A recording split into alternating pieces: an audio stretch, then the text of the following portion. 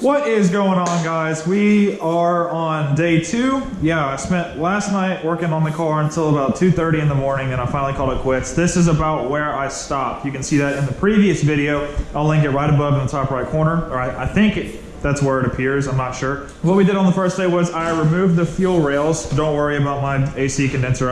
I kick it occasionally. It's because I don't love it. I want to take it out. The wiring harness is removed from the engine. The fuel rails are out. The upper plenum and lower intake manifold, or just the intake manifold in general, is now off the car. That's it right there. Took the throttle body off. That's sitting in the corner. I took off the power steering pump last video, and also my alternator, which is underneath the table right there. Now what's left, I think if you look over the top right here, there's still some harness that's connected. This little corner right here, I'm not 100% sure how to get it off. I'm gonna mess with that later. I don't know when I'm gonna be doing this, but I do plan on draining or discharging somehow legally. I'm trying not to just vent it to the atmosphere, but I wanna take my AC system off, but this is charged. So I can't just take this off because there's also no way to unbolt it because it's a sealed system. So you gotta have a special tool to disconnect it right here and a bunch of other shit. So I'm gonna be taking off my wipers today to expose the rest of the line so I can get those out. I am going to be taking off my watt box at some point. So I already took it out of the ignition wire. So that's, yeah, I'm scrapping that idea. I've been having issues with it and I don't really feel like dealing with it anymore. Being a base model, it's not really made to work with a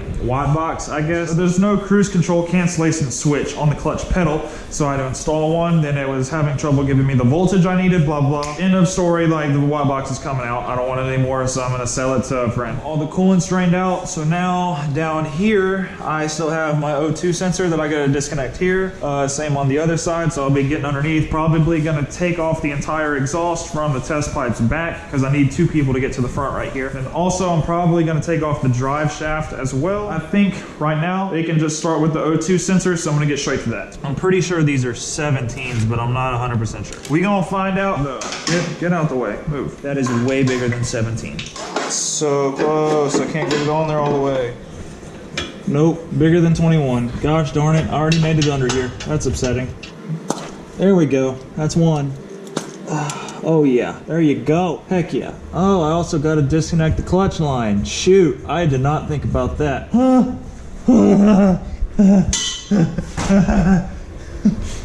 Or if it's 22. Oh, yep, it's 22. So that needs to go up. Well, there's an O2 sensor. Why am I taking that out? That's on the test pipe. That one, I don't know if that's clogged or not. One of these is clogged. Okay, there's a chance it might be that one. Nope. Great. I love this. Wait. There's a, oh man. Got a very small area to work with. See if we can get this. Oh, it moved a little bit. It moved. How do I get the rest of it? Man. Oh, I see some oil. I'm not used to seeing oil coming out of this engine. I don't know where that's coming from. I wonder if I put a hole in it. That's almost exciting. Oh man, Gavin bet me 500 bucks that I couldn't window my block, and I see some oil right there. It's not a lot, but I wonder if I like crack the block. Maybe. I got the test pipes disconnected and I just dropped the Y pipe onto the ground. So, yep. Now, I will go ahead and talk about some exhaust ideas I had, because I don't know if anybody knows this, but ISR just came out with their own titanium exhaust. Now, they don't have a titanium Y pipe. I kind of want to get the ISR titanium exhaust because there's no resonator on it. So it's going to give a much more like raw, true VQ sound, whereas the Tomei, of course, has a resonator and a muffler on it. So it creates its own noise. But then if you get an ISR one, it'll be closer to a true like straight pipe VQ noise, and that's kind of what I want. But issue is that I blew the engine before I got to hear cams with the Tomei. I don't know anybody else has done cams with the Tomei at the same time, so I'm trying to do that. It's gonna sound sick. So I think it'll be pretty cool. But if you guys are open to hearing the ISR exhaust with the new setup as well, I'm not gonna get the exhaust until I get the engine finished. And then after that, I'll run with the Tomei for a little bit, and then probably gonna switch to the ISR exhaust. Gonna have ISR long tubes, Tomei Y pipe, and then ISR titanium exhaust. I think that'd be a really good setup. So let me know what you think in the comments as well. But it's time. I get to remove that big old dong at the back of the, Tree Fitty. What was I doing? I don't know if I have lube actually, so I might just have to pull it out myself. Oh God, I gotta walk around. I'd like to just pull this entire exhaust out as one piece, but I don't know. No. All right, I'm probably gonna have to unbolt this.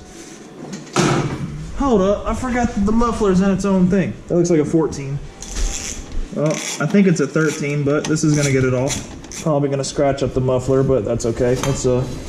It's an exhaust. Okay, I gotta figure out how to get this out now. 17 pounds is pretty heavy. What is it, 19 pounds? 19 pounds is pretty heavy whenever you spread it out over a long distance. Oh, there's another hanger. Shoot, I didn't know that. Okay, I can just slide this one out. Cool, easy. Easy peasy. Oh yeah, there we go. Nice and gentle. And pull this out, and we're free. The exhaust is out. Oh yeah. I'm sorry, Tomei. I don't mean to scratch you on the ground like that. You'll survive. Titanium is supposed to be tough, right? Ugh. All right, let me set this down. Then we'll get this masterpiece out of here. Ooh, it's actually changed a little bit of color. I didn't expect that.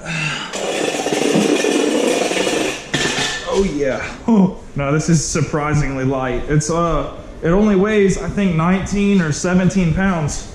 This whole entire bit right here, so it's kind of impressive. So as you can see, the tip is turning a little bit of yellow from heat, so this is scratched pretty good too, but oh well, it's been turning blue due to heat, so it's kind of cool. Titanium is one of the only metals I know that does it in a very uniform fashion, but steel, stainless steel specifically, it usually will kind of like get splotchy, but it does turn blue. So now next, we will go ahead and take off the rest of the plastic up here, I guess, and take off the windshield wipers. So I'm not 100% sure how to do this, but we'll figure it out. I don't know if you guys know this, but I actually don't have wiper fluid anymore, so that's why I just ripped that hose off. I'm not really worried about having functional wipers. All I care about is whether or not they displace water. Not too worried about these. There we go. Those look like 14s as well. Yes, sir. I'm sure you gotta align these two whenever you get them back on. These don't want to come off. I really feel like these wipers should just pull straight off. I feel like I might also be wrong for some reason. Oh. Okay. I might have just stripped that. Well, it looks like I might not have wipers anymore. All right, weight reduction. Sweet. I guess that's how it's gonna be. So shake it loose. Boom. All right, that one came easier. Now I should maybe be able to pull this off. Wait, I think this is a cover. Yeah, right here. Yeah, that makes sense. Okay, there's bolts.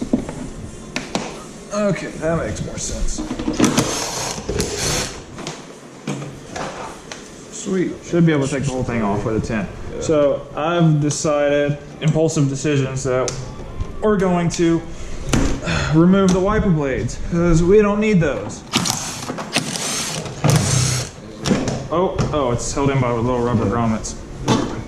All right, well, no more wipers. I mean, I guess I could put that on if I want to. That's not hard to reinstall. Well, that's out.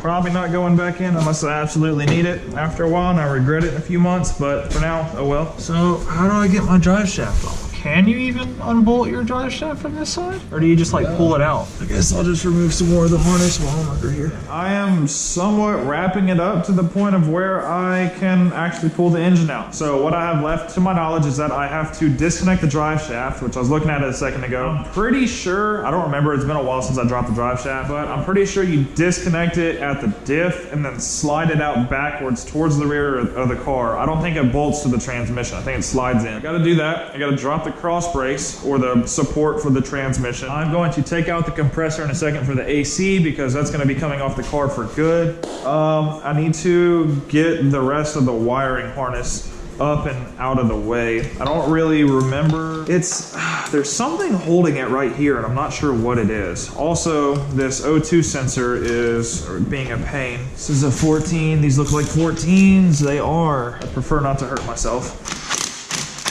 Yeah, taking it off like a champ. I don't know what else holds this on though. Oh yeah, that was holding it on. And there is one more right here. Oh yeah. Now it's coming out. Now it's loose. All right, and the compressor's out. One of the cool things about removing things off the car that you don't need is that you get a lot of extra bolts. So usually, sometimes I will lose bolts, but it's okay though, because I keep a little tub of extra bolts. And on Nissans, or if you start taking parts off of a car in general, majority of the time, if they're the same size, they're gonna have the same threads. So that's very helpful. I'm getting almost to a point that I can pull the engine and transmission. So I don't really know what else to do. I don't know what this is connected to. I wanna find out. Well, I see another plug. Oh, it's held on by a 10. Okay. Oh, let me try and get that out. I think I got it. I got the bolt out. Here it is. This is it. It's the bolt. We're gonna put it right here because I don't want to put that one back in. If this works, I'm done. I'm done for tonight. I've had enough. This is good. Okay, there's a coolant line right there I gotta take off. Let me get that first. If I can figure out where I put my needles pliers. I keep forgetting that I just set them down right here in front of me. Gosh darn it. Oh, yes. What you stuck on? Oh, there's only one left. To my knowledge, there's only one clip still in the entire engine. So, and that's on the back of the transmission, up underneath the cross brace of the transmission. But that's it, I think.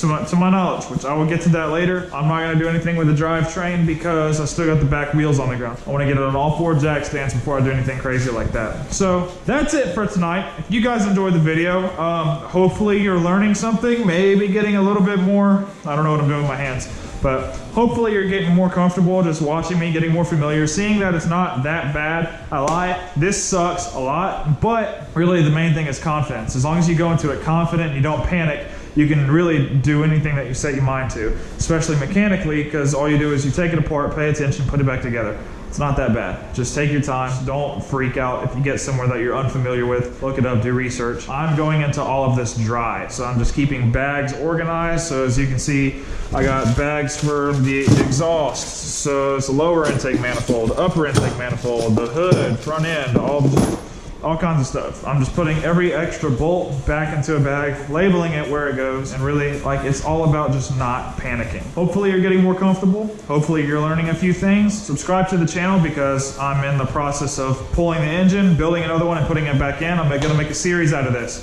So you should have already seen day 1 uploaded. This is day 2. So from now on, day 3 is gonna be pulling the drivetrain, the drive shaft, getting it ready. Maybe even like actually pulling the engine. I hope you guys have a great night. It's like 8 o'clock right now, so I'm gonna go and make dinner, take a shower, and probably play some PUBG. So, hope you guys have a good night.